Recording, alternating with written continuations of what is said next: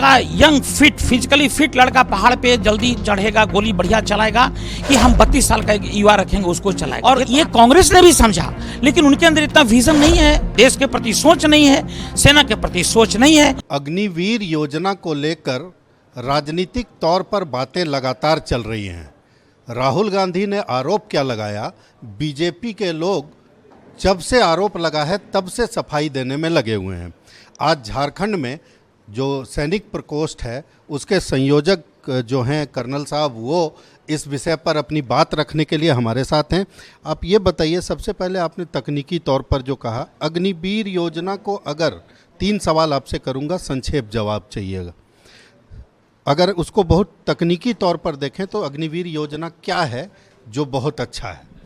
अग्निवीर योजना में सबसे अच्छी बात यह है कि हम युवाओं को देशभक्ति में ओत-प्रोत करने का, स्किल्ड बनाने का, और एक युवा जो हमारी 21 वर्ष तक, 17.5 से 21 साल तक उनका रिक्रूटमेंट का एज है, 21 साल तक जो युवा भी कॉलेज में ही पढ़ रहा होता है, उनको यंग एज में अपने भारत के सेना में ला करके 4 वर्ष तक प्रशिक्षित कर। कर्नल साहब, अभी जो आप बता रहे थे कि क्या क्या देते हैं, जो मतलब जो राहुल गांधी जी ने आरोप लगाया, उस हिसाब से वो आरोप कैसे गलत है? जी, आरोप ऐसे गलत है। उन्होंने खन्ना पंजाब में वो जब अपना अभी गए थे तो उन्होंने गलत आरोप लगाया कि भारत सरकार या भारतीय सेना ने जो अजय कुमार जी जो वहाँ पर वीर गति को प्राप्त हुए हैं, सरकार ने उनको कुछ देने का काम नहीं किया है, जो सरासर गलत है। उन्होंने ये भी आरोप लगाया उससे पहले भी एक वीर गति को प्राप्त हुए तो उनको कुछ नहीं मिला, सरासर गलत है। उसमें हम लोगों ने उनको 48 लाख रुपया दिया इंश्योरेंस का, जो भारत के सेना को अन्य जो सिपाही होते हैं उनको भी मिलता है। 40 लाख रुपए एक्स ग्रेसिया अमाउंट दिया, जो एक्स ग्रेसिया का मीनिंग ये हुआ कि जिसको कोई कंट्रीब्यूशन नहीं है उनका, उस सरकार की तरफ से वीर गति को प्राप्त होने वाले को दिया जाता, वो दिया।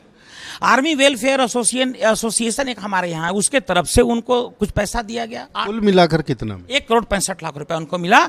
और बची हुई सर्विस का जो सैलरी था, सपोज कीजिए कि वो 1 साल में रिटायर, 1 साल में शहीद हो गए, तो 3 साल का जो फुल सैलरी है वो भी उनको पूरा दिया गया। तो कर्नल साहब एक बात बताइए, नेता प्रतिपक्ष हैं वो, सदन में भी उन्होंने ये बात कही है, तो ऐसी परिस्थिति में क्या इतना मतलब इस तरह का बयान कैसे दिया जा सकता है, क्या लगता है? जी, हम यही तो बोलना चाहते हैं क्योंकि ये न के न प्रकार न सरकार को, भारतीय जनता पार्टी के विजन को, भारतीय जनता पार्टी का जो कार्य किया जा रहा है युवाओं के प्रति, उसको डिमिनिश करना चाहते हैं, उसको धूमिल करना चाहते हैं, उसको झूठा साबित करना चाहते हैं, झूठ बोल करके।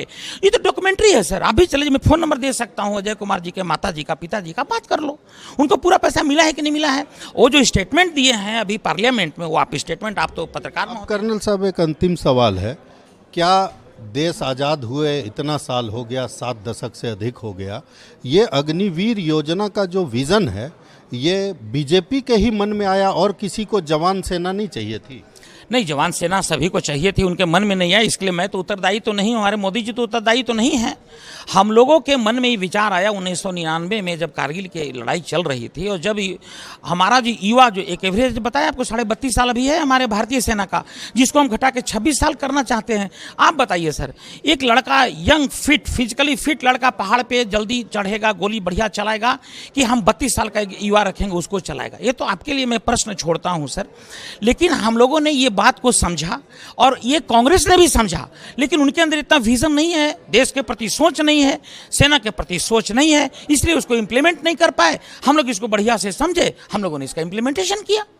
तो जिस तरह से अग्निवीर योजना को लेकर के जिस तरह की तार्किक बातें हो रही है, जिस तरह से ये बताया जा रहा है, और सारा मतलब कागजी तौर पर प्रमाणित रूप में चीज़ों को रखा जा रहा है, इससे इतना तो तय है कि ये योजना जो है, और झारखंड में जैसे इसका विरोध किया जा रहा है राहुल गांधी के बयान का, या उनके जो उन्होंने जो अलग अलग जगहों पर अलग अलग तरीके से अग्निवीर योजना के बारे में बताया है, झारखंड में इसके इस विरोध से इतना तो जाहिर है कि विधानसभा चुनाव में कांग्रेस को ये मुद्दा बहुत हाथ लगने वाला शायद नहीं है। भारत एक्सप्रेस के लिए कैमरामैन धर्मेंद्र के साथ मधुकर आनंद, रांची।